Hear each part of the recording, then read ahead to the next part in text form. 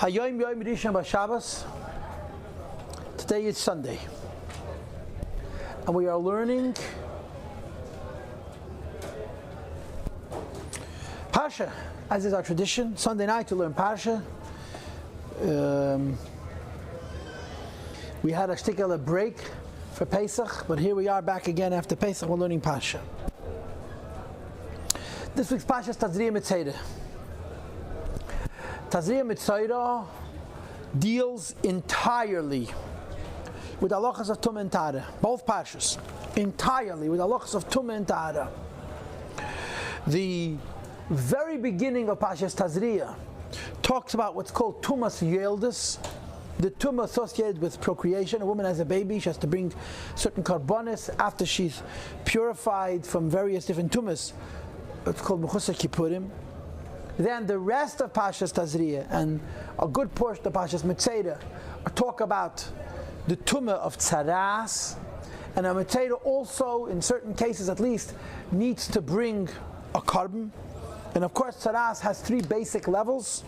First, there's Tzara'as in a person's body, in his skin, or in his scalp, or in his other parts of the body.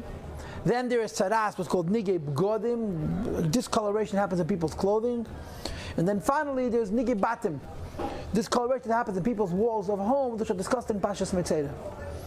The end of Parshas Mitzayda talks about four more tumas.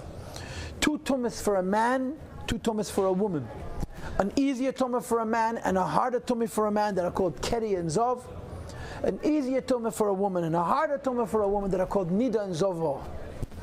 So these Parshas deal entirely with the halachas of Tumaa and Tahara. And at its core, what is Tumaa and Tahara? It's spiritual. That's what it is. At its core, Tumaa and Tahara is spiritual. You cannot explain Tumaa and Tahara based on hygiene. You can't explain it based on biology or chemistry or science or even society, social sciences. It's completely ruchniistic, right? You know, if a person takes a shower, they're clean. What do you want from them? The idea that you have to have paraduma ash, or that you have to go to the mikveh, or that you have to bring a variety of different karbonis, and only then are you considered pure, it's completely mystical. You cannot explain it in practical terms. And this is part of the reason that it's in the Sefer that's called Teiras Keinim. Leviticus. Sefer Vayikra is called Teiras Keinim, the Sefer that deals with the laws of the priests of Keinim. And the idea goes basically as follows, and I'm going to paraphrase, I'm going to use my own words. Torah has different parts, different levels. And I suppose from a perspective of the Mishnah, it has 6 levels. Zroim, the laws of agriculture; Moyed, the laws associated with time; Nashim, the laws associated with men and women's relationships; Nezikin, has to do with business; Kadeshim, has to do with karbonis; and Tar has to do with purity and impure. And of course, in the world of the Rambam, instead of it being 6 Sfarim, it is 14 Sfarim. And in our Shulchan Aruch, it's 4 Chalakim: Eir Chaim, Deir Deir, Even Hezron, Cheshem Mishpah. And the rule is as follows. Some parts of Torah are very logical. Like, for example, the part of Torah deals with business law, contracts, partnerships, neighbors, and all the rest are very logical laws. Some parts of Torah are very, very illogical. They don't make any sense. Like, for example, the laws of karbonos. They only make sense if you accept that this comes from the Eibishter. One of the areas of Yiddishkeit, which is a more spiritual area, and therefore it belongs in the Sefer Teiras Keinim, the book of Leviticus, which is the Sefer written Benegeh to the Levim. It's a more spiritual, it's a more lofty Sefer, is the whole business of Tumaa and Tahara. There are many Tumas. Last week, Parsha Shmini, we had a number of Tumas. You have Nevela, you have Treifa, you have Sheretz, all different kinds of things that are Metame. Why are they Metame? Are they Nebshigais? If you touch a dead rodent, you become tummy. What's the big deal? And in this week's Parsha, you have additional tumas, the most severe tumas, because they're all tumas hayetis alav migufe. The tumas of these 2 Parshas all come from a person's body, right? A person can become tummy in a lot of different ways. If you touch a dead animal, you become tummy, but the animal is outside of the person. A woman becomes tummy because she has a baby, or a person becomes a mitzvah. The Tumaa comes from the person himself, and the same is true with Keri and Zov and Nida and Zova. It's Yeitzus Alav Migufe. It comes from the person. This is why it's considered the most severe Tumas. These two Parshas, Parsha Tazriah and Tzara'as, talk about these kinds of Tumas. Let's make it very straight. We're learning Torah, not social science. That means we're not even going to touch the issue of defending Torah's Meisha. What says in Torah is emes. That's all there is to it. You understand, you don't understand, you agree, you don't agree. Every word of Torah comes from the Eibush, that's absolutely emes. Period. Though the whole concept of Tumaa and Tara is only logical when you have a basis of emunah, well, guess what? We have a basis of emunah. And therefore, the halachas of Tumaa and Tara to us are going to be logical.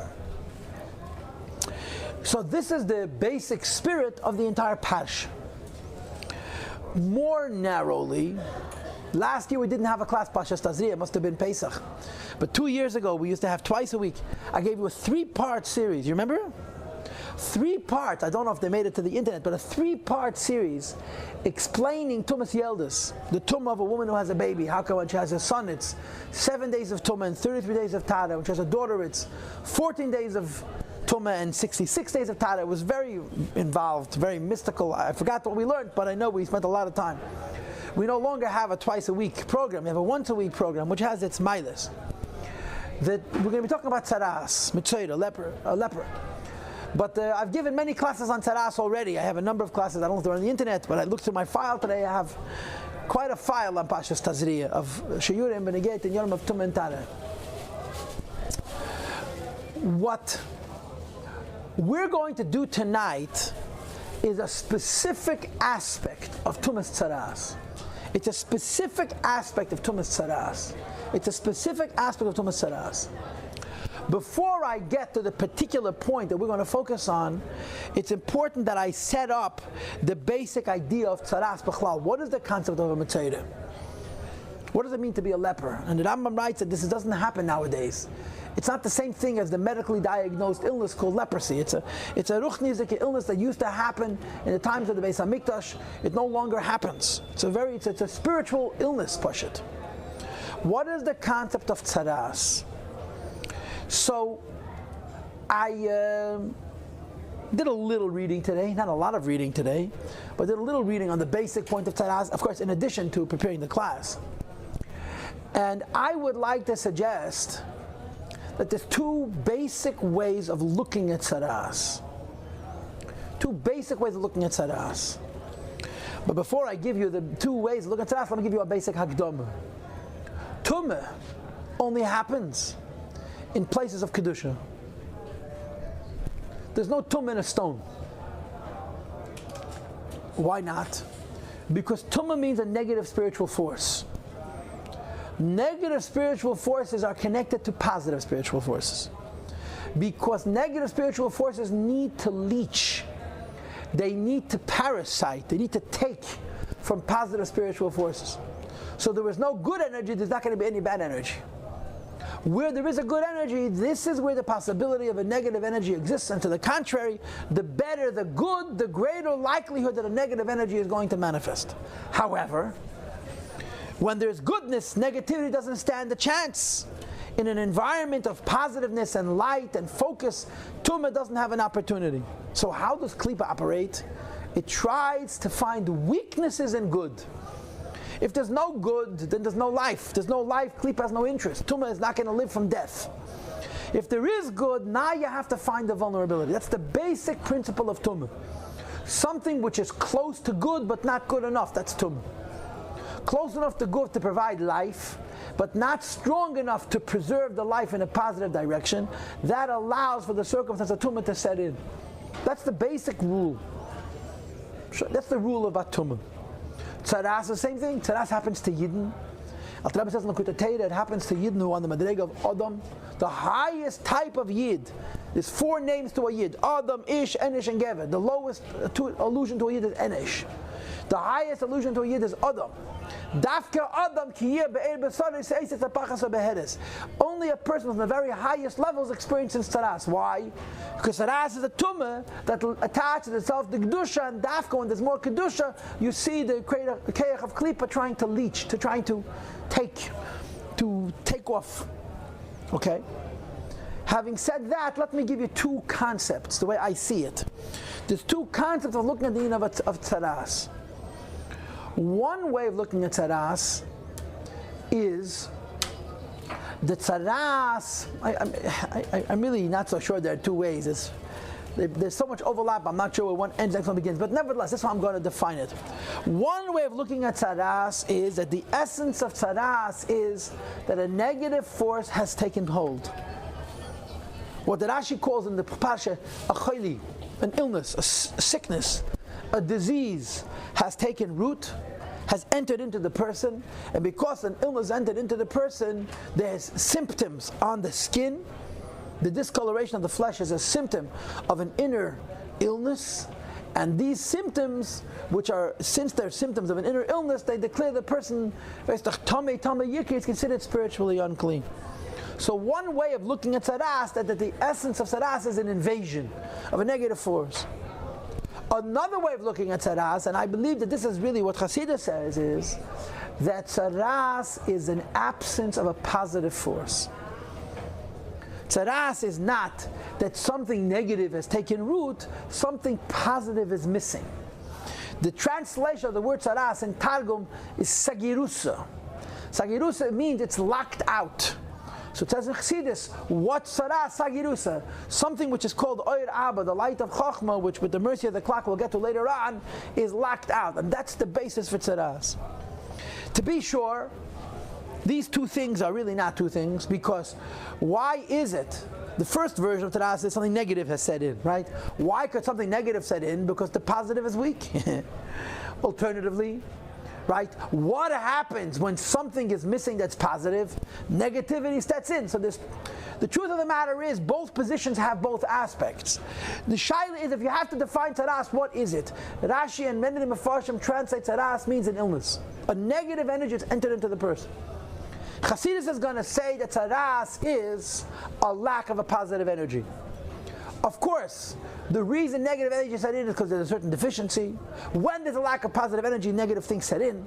But the essence of Tzara'as can be defined in these two ways. Okay, the standard version is Tzara'as is a bad thing coming into the person. The Chassidus of Tzara'as is that the pale skin, the white skin, is a siman that something is missing. There's a chson, sveltepes. Oyer Abba, it's called a higher light, a transcendent light, an essence light is missing, and it expresses itself in the discoloration of white that happens in a person's flesh. This is the background. The topic we're going to explore tonight is truly a curiosity. Bemis. It's a modern shtickle. It's a Parsha Chumash, and you learn it every year. If you learn, a lot of people learn Chumash Rashi in Parsha Tazriah Mitzeda like they learn Tilim or like they learn Rambam. You know, it's just a lot of words. But if you pay attention, it's a very strange halach. The halacha of Tzara'as goes as follows. If a person has a discoloration of his skin, a white discoloration of his skin, you don't say he's tummy. You lock him up. You machlit him. There are three ways you're going to call him not machlit. You're soiger, you're maskir, you lock him up. There are three ways from Metzeda Muskir to become a Metzeda Muchlit. To go from being locked up to being declared a Metzeda. What are they? The first one is Pishayon. Pishayon means that the Tzara'as gets bigger.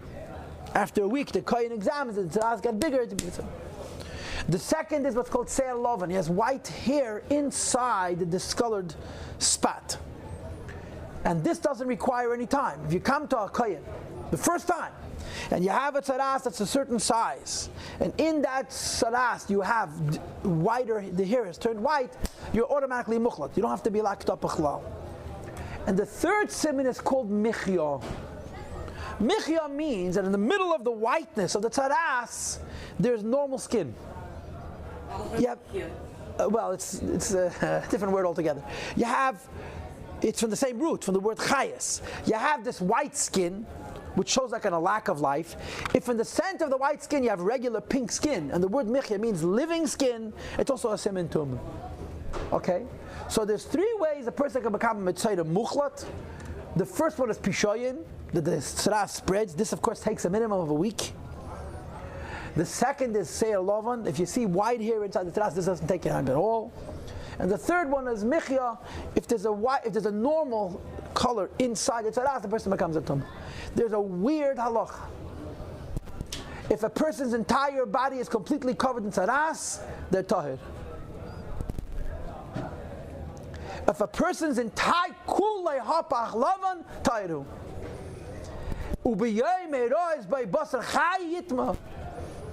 If a person's completely colored in white, just totally white, and it's baheres and seis, it's very white, like the whiteness of wool and of an egg and of snow. There's four madregis of whiteness that are all considered sufficiently white. There's a stronger white and a lesser white and a lesser white still, and so forth. There's four madregis. There's sida heichal, and there's semer lovan, and there's sheleg, and there's krumbeya. Those are four levels: the whiteness of snow, the whiteness of wool, the whiteness of plaster, and the whiteness of an egg. If it's less white than that, it's not a tumah. And the kohen, to be able to paskin, if a person is tummy atah, you had to know all the particular types of white, even though it doesn't really matter. You had to know all the pratim of white in order to be able to paskin. You had to know the halachas of the colors very, very well. Like today you go to Rav with other colors, and the Rav has to know all the different types of colors. Then you have to know all the different types of tzara'as, and although it doesn't make that much of a difference, practically speaking, la halach la ma'aseh. A person has a spot, he's tummy. The spot spreads, he's certainly tummy. His whole body is covered in white, he's free. Get to the head. The moment the discoloration diminishes and you see a normal, healthy spot, it's a vidram tzeder. It's a weird, it doesn't make any sense. It does not make any sense.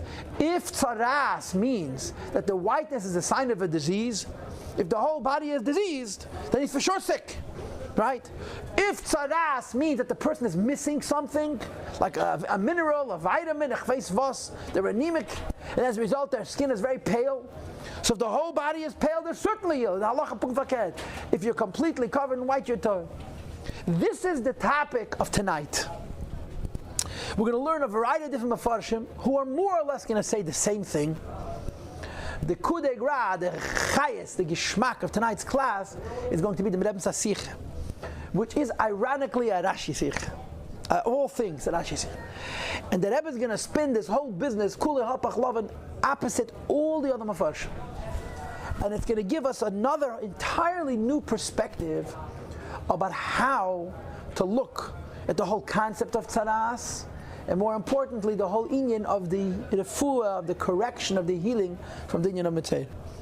So this is what we're going to do tonight, okay? It's a pretty narrow topic. If you look inside, the first page is page 0. You'll notice there's no number. The Torah starts over, yeah?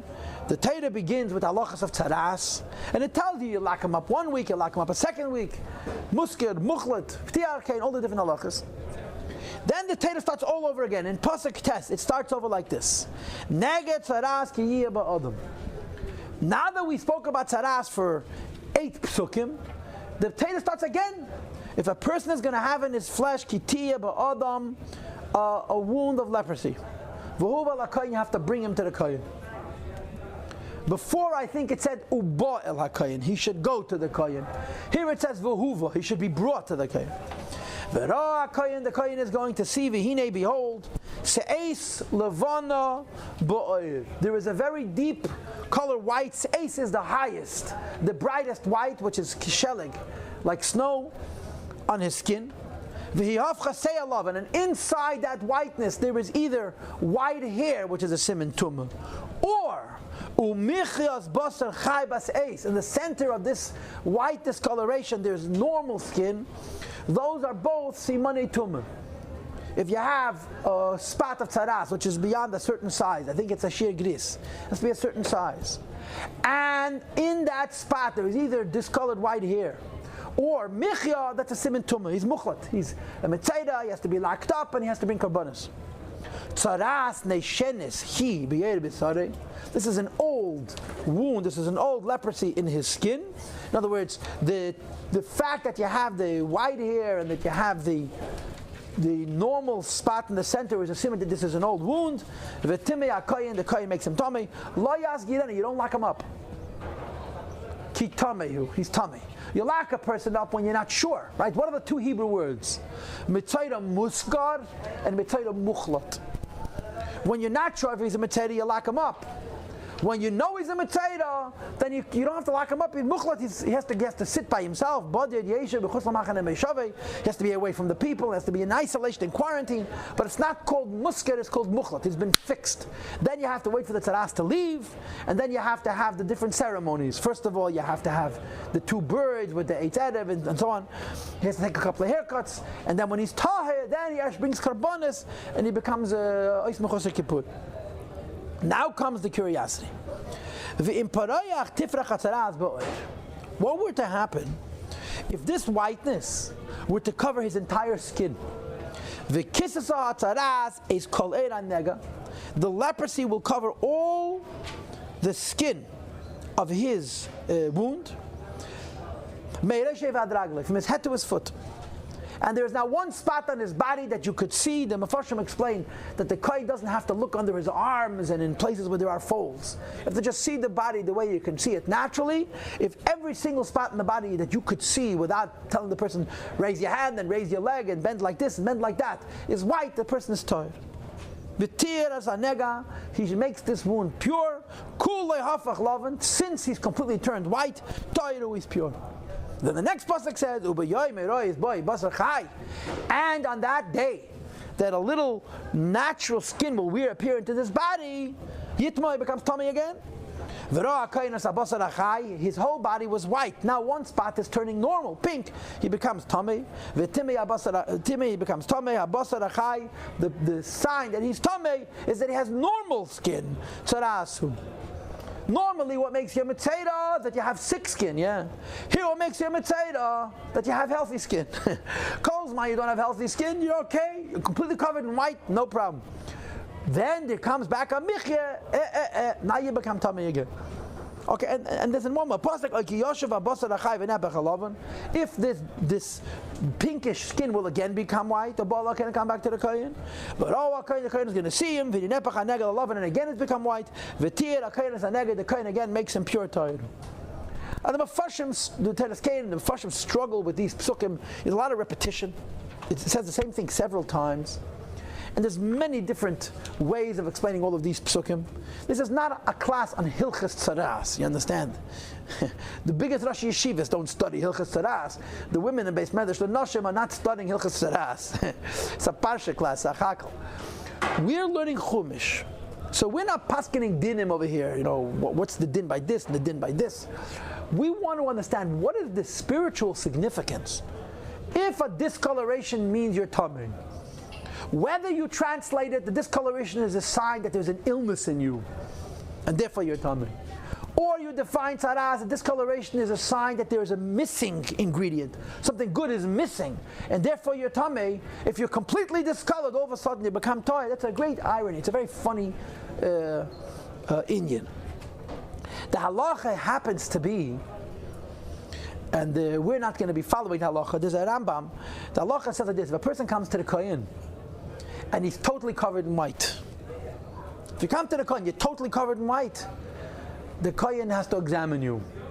If you have white hairs, you're tummy. If a natural piece of skin reemerges, you're tummy. And he locks you up and he waits to see. The Rambam's holds that this halacha only works if first you had a small white spot, and the kohen announced that you have to be locked up or that you're tummy. And only when the white spreads to the whole body are you considered tahir. You'll see in this sikha that Rashi disagrees. Rashi holds that it doesn't matter. A person who's completely covered in leprosy, whether it was initially or it was later, it's immaterial. You're covered completely in leprosy, you're tummy. So let us get down to business. Let's make it very clear. We are not learning Hilchas Tzara'as, Hilchas Negoyim. It's not our department. We are analyzing our inyan. If white is not good, why is more white better? If the bigger discoloration, I'm more tummy. If I'm totally covered in white, it's a funny phenomenon. So we read the Ramban. The Ramban is in the lower right, and the Ramban simply tells you the technicalities of it. On the right side, the bottom of the page where my arrow is, Poroach Tifrach Tzara'as be'er. If the leprosy will spread, the Tzara'as. Yeah, the second page is page 1. Okay, the first page is page 0. The Tzara'as, and the leprosy will cover the entire skin of the person. Says the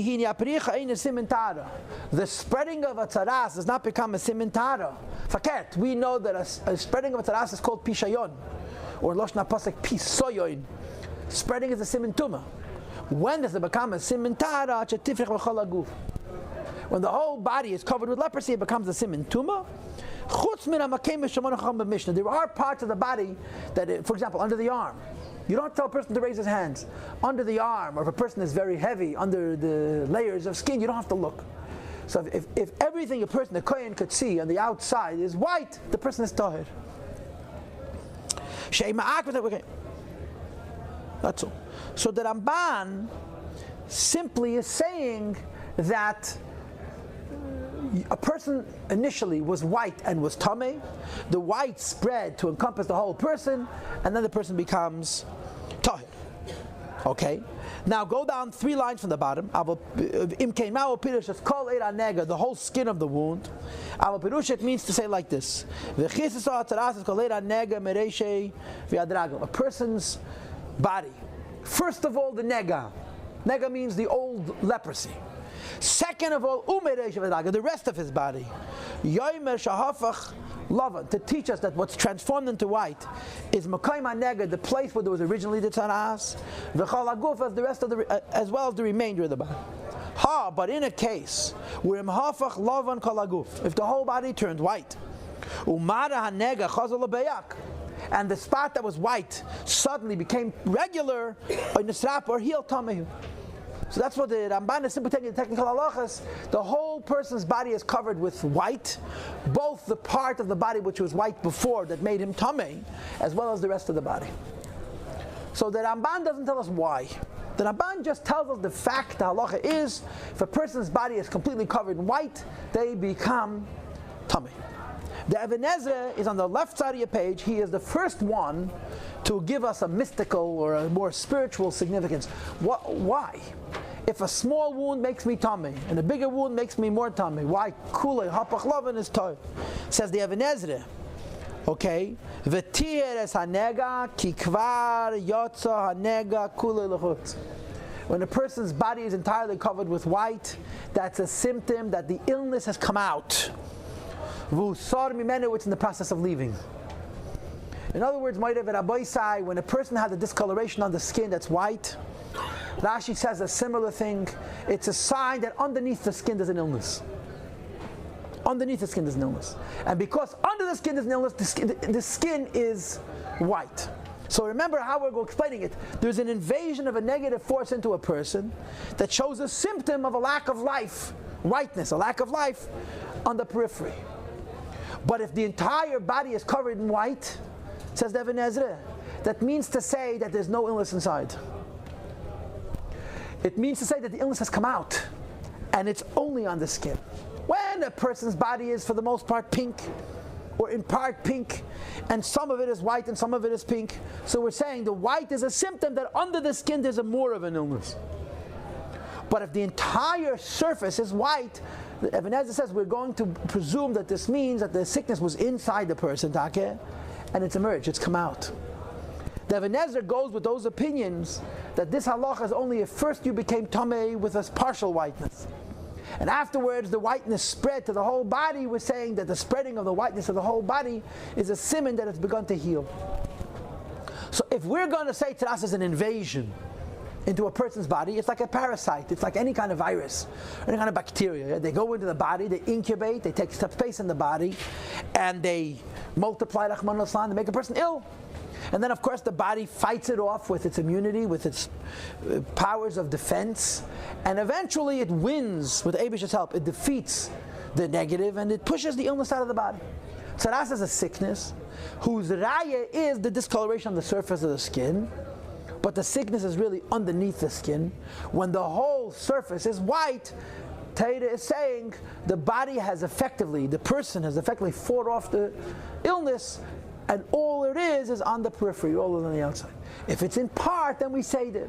Where you don't see the white on the outside is because it's inside the body. This is the Ibn Ezra's vort. Now we have a medrash. Page 2, please. This medrash everybody quotes, and of course this medrash deserves our attention. This medrash is, on the face of it, incredibly strange. Kuloi hapach lavan ta'irhu. When a person's body turns entirely white, they're pure. Omar Rabbi Yitzchak, says Rabbi Yitzchak, Ein ben David ba Mashiach will not come. Achetishapich kol amalchos laminus. To be very blunt, all people in the world are going to become apokursim. If the whole world becomes apokursim, Mashiach will come. What's the raya? Kulei hapach lavan. If the person has entirely been made white, tahiru. White means a lack of emunah. If the white is partial, some goyim believe and some goyim don't believe. So those goyim who don't believe, it's a siman of Tumaa. If the whole world is nepach laminas, the whole world is apokursim. The one maimin. And the Rebbe says in the Sikha, except for a yid, now he's tahir. Parenthesis, when the sickness spreads to the entire skin, so too, when all the peoples, all the governments in the world are apokursim, Mashiach is going to come. Now what's the Parsha Pshat in this medrash? The Parsha Pshat in this medrash is that when it can't get worse, it's got to get better. The Parsha of this medrash is when the Eibishter realizes, the Heilige Shpala Zayda, the Amal gesagt, the Shpala Zayda said, the Bein Shalayla bring Mashiach. Yes, bring Mashiach now. If you're not going to bring Mashiach now, he grabbed his bid. Ich schwer bei meinem Borden, payes am mit nicht welle, nicht dir, und nicht dein Mashiach. He said, if you don't bring Mashiach now, I swear by my beard and my payes that one day they're not going to want neither you nor your Mashiach. That's when Mashiach's going to come. So what's the Parsha Pshat in this Maimon Chazal? It's a Gemara Sanhedrin. The Parsha Pshat is that the Eibishter says when it's hit rock bottom, when it can't get worse, Mashiach comes. Accordingly, when a person's body is totally covered with tzara'as, he's tahir, not because he's in a better place, but because he's a lost cause. There's nothing positive about the person. Send him home. He's fine. But there are other ways of looking at it. And of course, one of the other ways of looking at it is that there's no duplicity. There's no tzvius. One of the worst things that Torah is disgusted by is echad bepeh ve'echad belev. Being a phony. Acting one way on the outside and being a different way on the inside.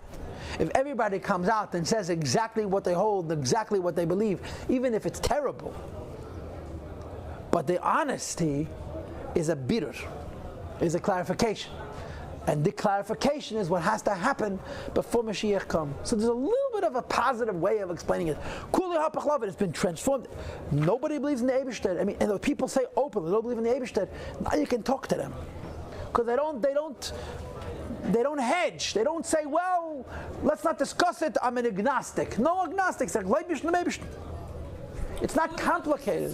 What is agnosticism? Okay, not now. You know what agnosticism is exactly.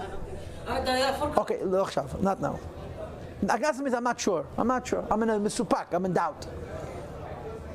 Okay, so this is another pshat. When the whole world is nepach laminas, the problem with this Gemara is that it almost makes it sound like Mashiach is going to come when life is terrible, and the only reward is that it's so terrible that people have no shame. To say it in other words, kuli hapach lavan is not a siman tahara. When a person has been totally made into white, that's not a good thing. It's the pshat that it can't get worse. Because it can't get worse, it's going to get better, so it's already better. But that's weird, because kuli hapach lavan is not the pshat, he's a lost case. He's tahir. He's considered pure. But this is what this Gemara says. And we move on. The next item on our agenda is the Ralbag. And the Ralbag is mirrored, is followed by the Abarbanel, who quotes him more or less. The Ralbag goes very extensively into the whole business of Tzara'as. And as a philosopher, he explains it, so to speak, in a more logical way, in a medical way. And he describes it as an ailment, which is a symptom of weakness. When a person is weak, that's when the parasites, that's when the bacteria, that's when diseases set in. And that needs to be fought off. So he says like this. You see where I made my first arrow? You see where I made my first arrow? Hine, at the end of the first line. I believe the reason once the person is completely covered with tzara'as, his tahir is as follows. When the kohen sees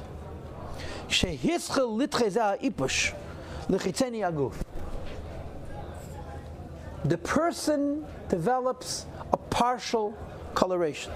Part of his body turns white. Says the Ralbag, when a part of a person turns white, we know two things. A, he's sick.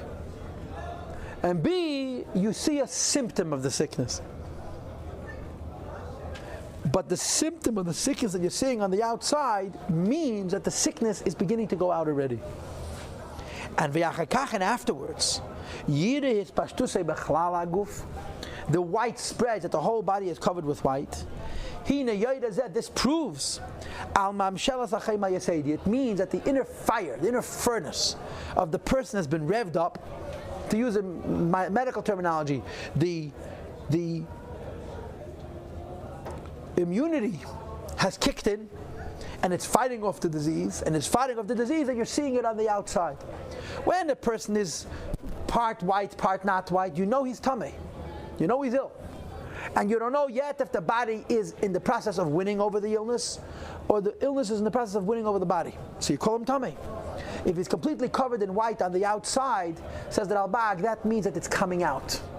Coming out doesn't mean it's getting worse. Coming out means it's going out of the person. That this filth, that this disease is being overpowered by the person's heat, the person's immunity. It's pushed it out from all sides, to the periphery of the body. There's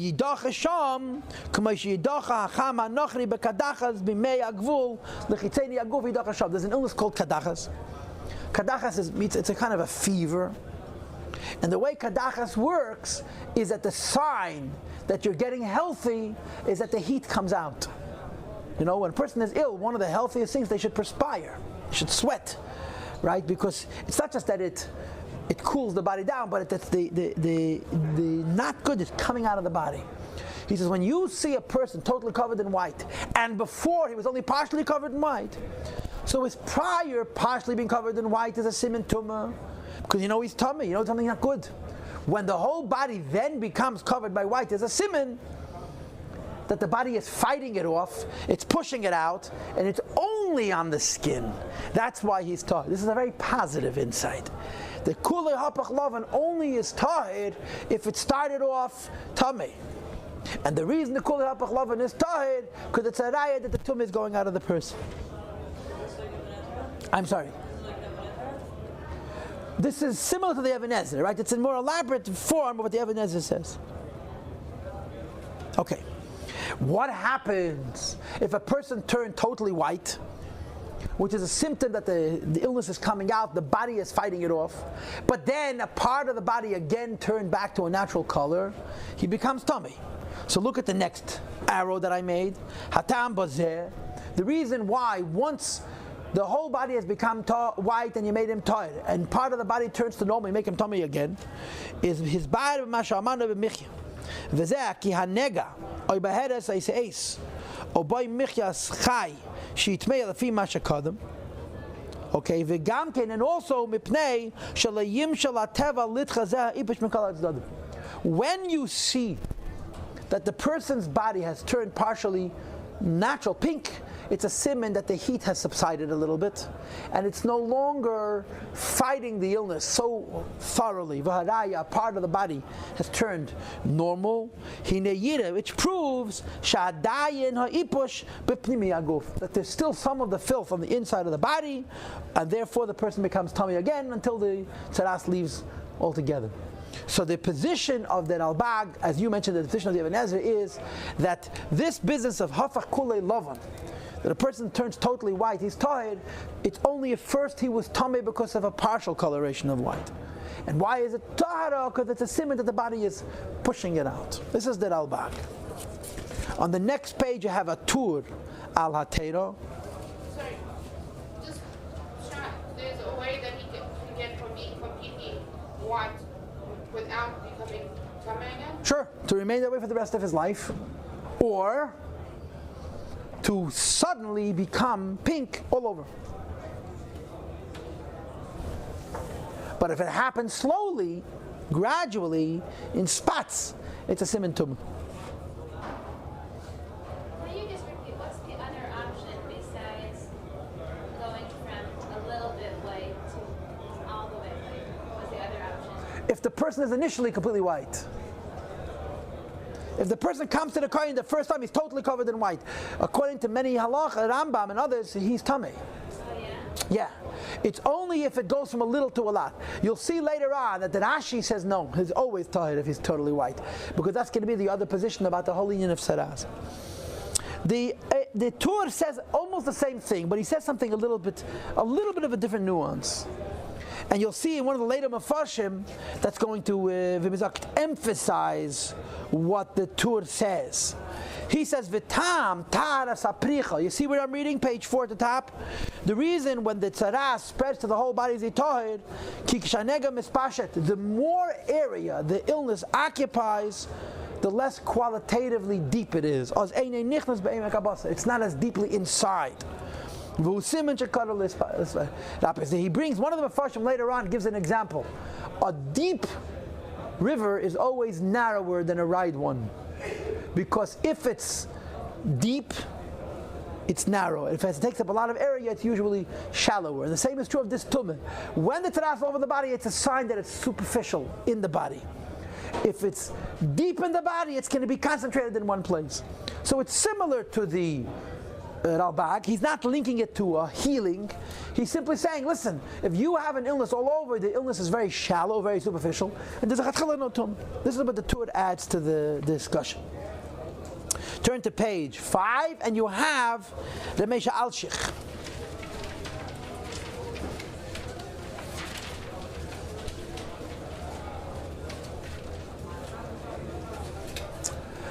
Reb Moshe Alshich most clearly agrees with the position that says that this idea that if you turn totally white, you're tahir, is only true if first you were partially white and then you turn totally white. Because the Alshich has a position. He explains it al derech avodah. He explains it al avedis. He says the way tzara'as affects a person is from the outside to the inside, like the Rambam says. The first place you'll see tzara'as is on your walls. The second place you'll see tzara'as is on your clothing. The last place you see tzara'as is on your body. Because tzara'as is an invasion. As I explained it to you in the beginning of the class, this is position A. It's a negative force entering into the person. And it goes from the outside to the inside. A person has a tzara'as, says the Alshich. So he has to go to the Kohen. And the Kohen has to look at it and say what his condition is. What if you have a tzara'as and you don't go to the Kohen and you wait? And the tzara'as spreads and spreads and spreads. Yeah.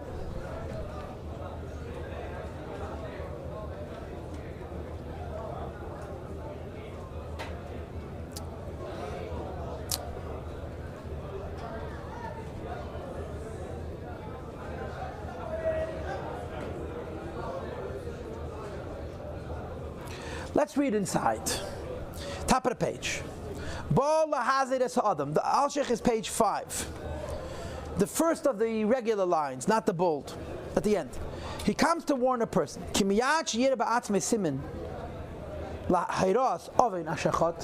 moment you see a tzara'as, which is a siman that you did naveira, you should right away run to the kohen. Why? You should know what to do. In other words, you should know that you need to do tshuva. The tzara'as is a siman of an aveira, and the kohen is going to teach you how to do tshuva. Im yira kohen ki tamehu. The kohen is going to see that he's unclean. Ki nechtam bavayne be'ebsare. Because on his skin you see nechtam with a tuff, which means there's a spot of sin on his flesh. The person will right away do tshuva. Mimena from himself, terem yisyashen adava, before the aveda is going to become old and take roots. Because if you allow the Yetzer Hara to linger, v'yihi yamuchzak yitzrei boy. So the pasuk says, "Nega tzara'as ki yeh ba'adam hu b'lakayin." You become tummy, go to the kohen right away. Tzara'as is similar of an aveda. If you don't go, the aveda is going to fester and get in deeper and deeper and deeper. It'll be much harder to do tshuva. Run to the kohen right away. Right? Later on, it's going to be much more difficult to get it out. But to the contrary, it's going to get more. It's going to get worse. As the pasuk says, "Nega tzara'as ki tiyeh ba'adam." As soon as the tzara'as enters into a person, that miyad kashetiyah ba'adam, as soon as you have even a partial tzara'as, v'hu v'lakayim, you should be taken to the kohen. One of the mafashim says, v'hu v'lakayim means that you don't want to go, you have to be schlepped to the kohen. Ki im la yasakein. If you don't come to the kohen right away, what's going to happen? It's possible.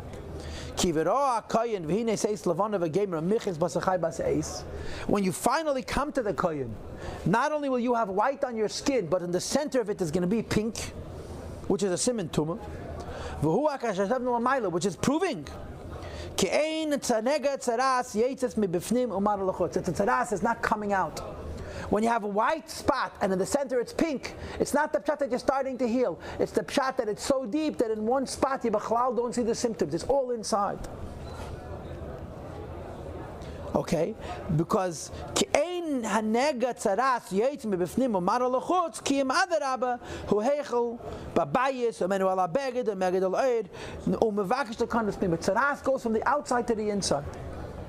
when you have a white spot, go to the kohen right away. Do tshuva. If you don't, you may find that in the middle of the white spot there's pink, which is a siman that has gotten even deeper, and you're going to be tummy. The whiteness is a sign of Tumaa. The white is deeper than the rest of the flesh, and so on and so forth. Look at my vertical line. I skipped 3 lines. All the fichach therefore. If you don't go to the kohen,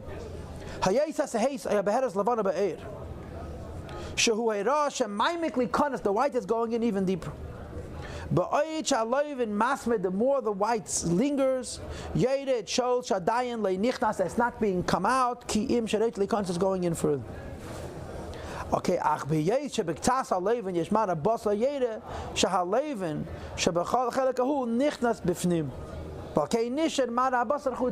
the whiteness on the outside, when it's surrounding a pink in the center, is an overflow. Really, the Tumaa is on the inside, and you're just seeing a symptom on the outside as well. And therefore, the person is tamei, has to do tshuva. Bottom of the column, right? Poroach Tifrach. If the entire person's body is covered, you see what I'm reading? The Tzara'as here. The Tzara'as will cover, as called the entire skin of the person. He becomes tahir. Next paragraph. You should never lose hope and become despair. There's nothing in the way of tshuva. At the moment you want to help yourself, Hashem helps you. If you get up to do tshuva, tifrach mimenu, Hashem is going to help you, which means Messiah Meisem El is helped from above. In other words, Poroach Tifrach doesn't mean the white is going to spread. Poroach means you're jumping up to do tshuva. Tifrach, the Eibush, is going to help you do tshuva. And the symptom is going to be, next paragraph, the whole body is covered with white, and the person is tahir. When the person does tshuva, what entered into the person from the white, went into the person's inside. And the person had in the center of it living flesh. That also turned white, and it went on the outside, is that the Tzara'as is leaving, which is the similar idea of the Ralbag. But he explains it. You have an Aveda, the white is the siman of an Aveda. Go to the Rav right away. You're going to wait, the Aveda is going to go deeper into you, and you're going to become Tumah. If you didn't, it goes even deeper into you. And but Poroach Tifrach, when you decide to do tshuva, the whole body turns white, which is a siman that now it's already coming out. That's what he says. Okay, that's all. And then the Alshech explains the whole thing up. That the reason the Pasuk repeats it twice and 3 times is because you fall back into an Aveda and you become Tomei again. You do Tshuva and the Eibush becomes tired again. Do Vaita Aveda. The idea that there's never, Eibush always gives you another chance. That's how he explains. But the Alshech's Gedanke is that Tzara'as is a siman of an Aveda. And you have to go to the Rav, to the Kohen, before you become Tomei. Because if you don't, you're going to become Tomei. And what is the siman that you're Tomei? That the white is going to diminish. You're going to have Michya. Living flesh in the middle is a siman that the Tumaa is embedded. And when you do Tshuva, the Tumaa is going to come out, and the whole person is going to be white, which is a siman that it's departing. This is the Alshech's word. And again, it's very, very similar to the Ralbag. On page 6 we have the Kliyakar. Again he says the same thing. He quotes the Ibn Ezra, but he adds another thing. If a person is totally covered in white, why is he tahir? So you see I made an aleph and a beis. Can you see it? Yeah? The aleph is the Ibn Ezra. When you're completely white, you're tahir because it's a sign that the Tumaa is coming out. But there's a beis. As far as punishment goes, without a doubt, when a person sees that his whole body is covered with Tumaa, he will even resolve even further. There's more. When you're completely covered in white, you're tahir. You know why? Not because the Tumaa is gone, but because when you're this diseased, you will do tshuva. So it's not the pshat that the kuli hapach lavan is a siman that you're already healing. It's the biggest proof that at this point you're going to say, you know what, I will do tshuva. So Tebish says tahir, based on the presumption that you're going to do tshuva. And when Rabbi Seinuzah, look at my 3 arrows. Himshilu adava lamayim, they compare it to water. Shekol mayim rechav meinim amukim. The broader the water is, the shallower it is. V'amukim meinim rechav. The deeper it is, the less broad it is. Kach, so too imanega ein rechav. If the illness is localized, azu nichnas be'emek teich aguf. It's a siman that's gone very deeply into the body. V'yashlochash eskabas achel. The person get even sicker. When the illness spreads out all over the body, it's not so deep. The person can heal so quickly that we already call him that is already tired. And then the Kliyaka, like many of the Mefarshim, quotes the Gemara in Sanhedrin that we just read, that when it's Hapach Laminus, Mashiach comes. Okay, and how he explains it is that when Yidden see that look at the last 2 lines. Yisrael k'shiyiru shekol ha'malchus hapach laminus v'yirek efes asav v'yazov v'ada yitnu azas libam loshe b'tshuva shleimah. When Yidden see that no goyim believe in the Eibishter, all of a sudden the Jews are going to get religious. This is the Kliyaka. Page 7 is a Shach. The Shach has a very interesting philosophy about Tzara'as b'chlal. He says Tzara'as is an illness that you inherit from your parents. It's your parents' Avedas. And Tzara'as Neshenes means there's an old illness that's to do with your parents. And he says that this Parsha is talking about an illness that's to do with Gaiva. And when you're completely covered in white, you can't afford to be a Balgaiva anymore. It's the same idea. Once you're totally covered in white, even the biggest Balgaiva is humbled, and that's why it's a siman tahara. On page 8 you have this, the Chassam Sefer. And the Chassam Sefer says a very similar word to that we said, but it's very depressing. What the Chassam Sefer says in a nutshell is that who is more dangerous? A lowlife or a rasha, or a sly little sinner with an attitude? A lowlife who says straight, I hate God and I hate religion, he's not a danger because you know exactly, Esav, you know exactly what he is. Lavan, that chochmatik, that smart guy with his chassidish levush, and he's a snake in the grass, he's much more dangerous. Kula hapach Lavan says that the Chassam Sefer means when something is completely corrupt, you have nothing to fear. So he also was seeing the kula hapach Lavan that as a good thing, but as simply something which is not dangerous. Like the Gemara says, Kol ha'olam kula nepcha laminus. So Mashiach is coming. Now we're ready for the Rebbe's Rashi Sikh, which starts on page 9. The various different interpretations that we shared so far, which were quite similar, the differences were small, but it all is based on the constant that I established at the outset, and that is Tzara'as comes from an invasion of a negative force. And Kuli Hapach Lavan means either you might as well be Tahir, or it's a sign that that invasion is already on the way out. It seems to me that the Rebbe learns, that Rashi learns, that there's two types of Tzara'as. One type of Tzara'as is where Tzara'as covers only a part of the body. When Tzara'as covers a part of the body, Rashi agrees with all the other Mefarshim, Tzara'as is an invasion, it's an illness. It's an illness that's entered into the person and needs to be combated.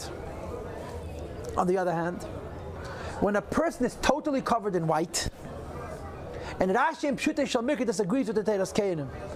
According to Rashi, it doesn't make a difference whether you were first Tamei and then you became fully covered in white, or you were lechatchila fully covered in white. In fact, the Rebbe proves that according to Rashi, if a person was fully covered in white and then part of the skin turns pink, they're also not Tamei. Rashi holds when a person's entire body is covered in white, it's not Tzara'as, period. Whether there was initial, whether it was subsequent, and even if the body starts to heal, and part of the whiteness is replaced by a pink, if a person's entire body is covered in white, they're not Tamei. Why? Because Tzara'as is only a sickness if the whiteness is partial. If you're completely covered in white, we say that this is a natural skin color. That's all. It's a different nature. It's not Tzara'as. Well, I don't want to say it's not Tzara'as. It's a tivias diket Tzara'as. And as a result, it's not Tamei. So the Rashi is saying an ander gedanken ganz. Rashi is saying a whole different concept. And there are many different things that the Rebbe points out that Rashi disagrees with the halacha, with the Tzara'as Keinim, about many different things. First of all, if you're lechatchila all white, according to the Tzara'as Keinim, you may be Tamei. According to Rashi, it's Tahir. Second of all, once you become all white and then pink returns, according to all the other Mefarshim, you become Tamei again. According to Rashi, you're all white, the pink is not a siman Tumaa, because we say that your whiteness is not a Tumaa, it's a natural thing. And here I want to add the gedank that I told you at the very, very beginning, that there's two concepts in Tzara'as. The first concept of Tzara'as is that Tzara'as is an invasion of a negative force. If Tzara'as is an invasion of a negative force, you have to heal. But there's another concept in Tzara'as. Tzara'as is a symptom of missing something. If you're missing it completely, you're Tahir. If you're missing it in part, this is already a huge embellishment on my part. You don't know if it's the pshat that you're missing it, or that there's a negative energy has entered in, and therefore you're Tamei. There's a different concept of Tzara'as. The traditional, the nigli concept of Tzara'as is that it's a sickness, it's an invasion of a negative force. Kulei hapach lavan, you're totally white, is not the pshat of the negative force. You are missing something.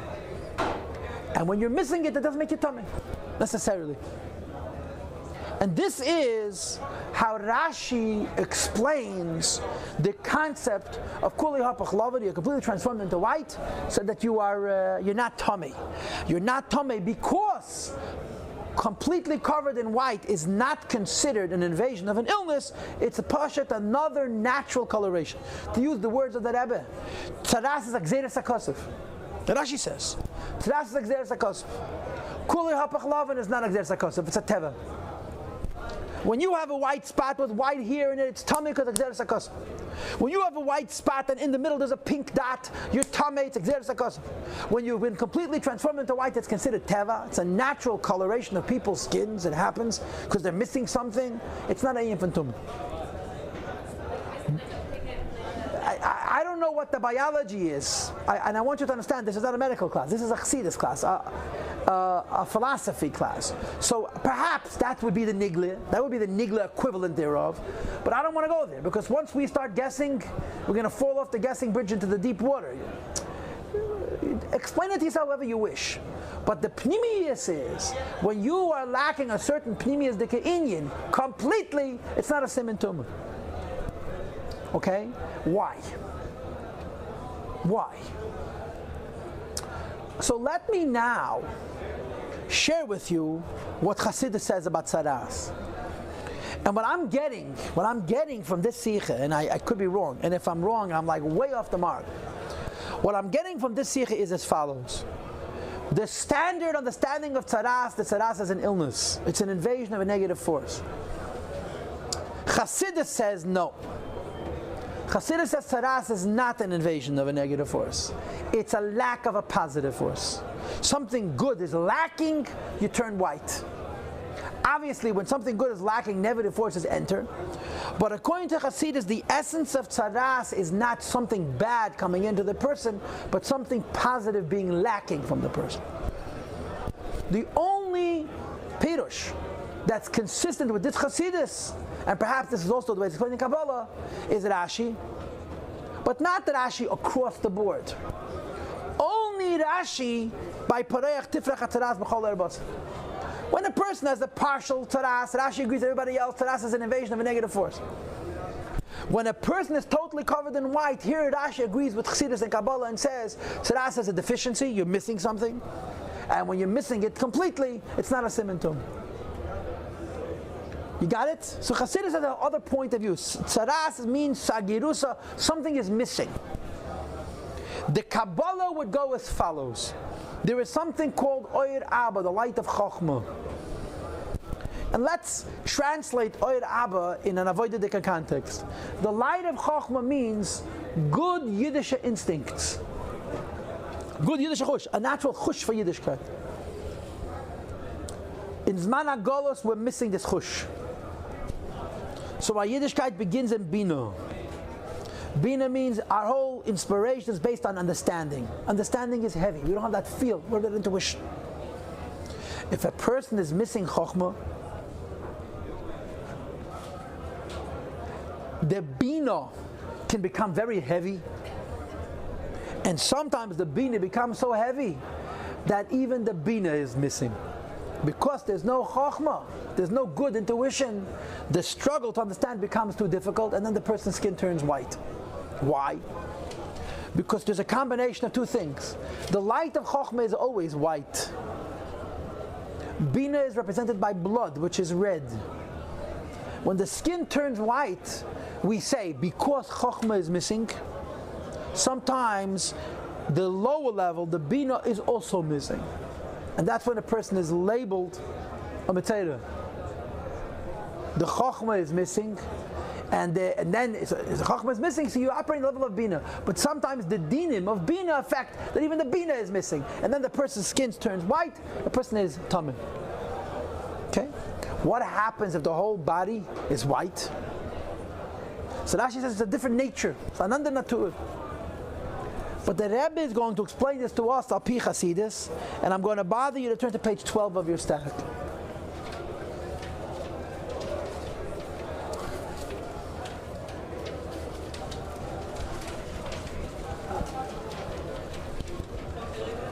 I'm sorry? Chelek Lamed Beis. Lamed Beis.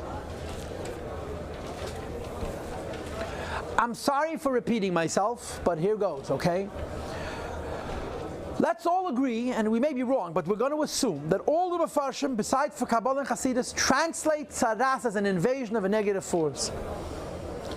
So when you say Kuli Hapach Lav and Tahir, it's because the fully covered the white is a siman that the invasion is weak or is already in the departure stage. Chassidus says Tzara'as is a lack of Chokhmah, which sometimes results also in a lack of Bina. So the person is ill. The person's Yiddishkeit, not only lacking the Jewish intuition, they're lacking Jewish thoroughness. So they're sick. What happens if a person is totally white? Is it lacking it completely? What could possibly be good about lacking it completely? So the Rebbe quotes that same Gemara in Sanhedrin that we had before. And we're going to learn this page, every word. We're going to read straight now. Top of page 82. The Gemara says, quote, Ein ben David ba, Mashiach will not come until all governments are going to be officially atheist. Which is a bad thing. Omarava Maikra, what's the source for this idea? That the Pasuk says, Kule hapach lavan, the person has been completely transformed into white ta'ir who is pure. Parenthesis. Kishepashat hanega b'chol ha'ir, when the illness affects the entire surface of the person. Kach kishenepcha kol hamalchus laminus, which is mirrored by the idea of all governments being heretical. Tavei Gula Mashiach is going to come. Rashi. That sounds like Kula Chaya. Before Mashiach comes, it has to get so bad it can't get worse. The Mashiach is going to come. The same Gemara is brought in the Masechta Seita. And this statement is brought there. One of the signs of before Mashiach is that all governments are apakus. And the Gemara finishes, who could we lean on? If all the guys around us don't believe in the Eibishter, what do we lean on? Alavina Shabashmayim on the Eibishter. Vapimash is Bayal Il says that based on the discussion we had, there's two ways of understanding. If a person is totally white, they're tahir. It's a decree from the Torah that if you're fully covered in white, you're tired. And as the Mefarshim explain it, because the Tzara'as are already leaving. Or it's a logical thing because it's a different colored skin. Which proves that it's not a sickness altogether. Says the Rebbe, we're going to correlate this with this issue of what happens before Mashiach. Is it a good thing or a bad thing that all goyim become apakus? The transformation of all goyim into goyish governments, into apakusim, who's similar based Mashiach, the Kenan Mashiach. Is that good or bad? So according to the standard point of view, it's terrible.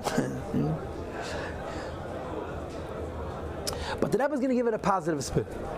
Aleph, number one, it's a negative thing. It's as bad as it could possibly get. Cannot get worse. At this point, Hashem has no choice. Hashem says, what am I going to wait for? Nobody believes in God. What am I going to wait for? For them to discover me? It's not happening. So he brings Mashiach. So Kule Hapach Lavan means you're so tameh, you might as well be tired. But there's another point of view, Beis. Adarab. Hafichas Amalchos Laminos, when no goyim believe in God, Moira al Kach, it shows the world is becoming clear. To such an extent, you see openly, overtly, all governments, which is not connected to the Eibush, they deny God altogether. In other words, when you reach a stage where nobody equivocates, nobody goes halfway. If you believe all the way. If you don't believe, you deny completely. Sure, it means that people are less religious, but it means that people are more honest. And the honesty is a symptom of the re-emergence of an emunah in the Eibishter. Why? Yidden believe and know in one God. But this condition, where only Yidden know about the Eibishter, all goyim who are not connected to the Eibishter stop equivocating and they come out openly and say explicitly, we don't believe in the Eibishter, is a sign of refinement. She is bariru v'yislabnu v'yitzarfu v'geimed, that things are going to become clear. Mashiach is going to come. Mashiach comes. What is the vort, Rabbi say? I'm going to tell you what I think the vort is, but I may be very wrong. But I'm going to tell you what I think the Rebbe is saying here. The Rashi holds that if a person's skin is completely covered in white, he's tahir. What does that mean? He's missing chachma completely. He's missing chachma completely, but he's also missing blood, right? There's two aspects. To become a Metzayda, you have to be missing chachma, and also you have to turn white. The turning white means that there's no blood, there's no bina either. Correct? What does that mean? It means that I don't try to understand the Eibishter at all. If I don't try to understand the Eibishter at all, what kind of relation to have with the Eibishter? Of Tmimus. It's another path to God, that's all. It's a different nature. When a person is partial, it's the pshat. He's missing chokhmah. His bina is deficient, and he's sick. Why is he sick? If he doesn't understand the Eibishter, he's not going to be able to serve him. But what if he's in a state where he doesn't have to understand it all?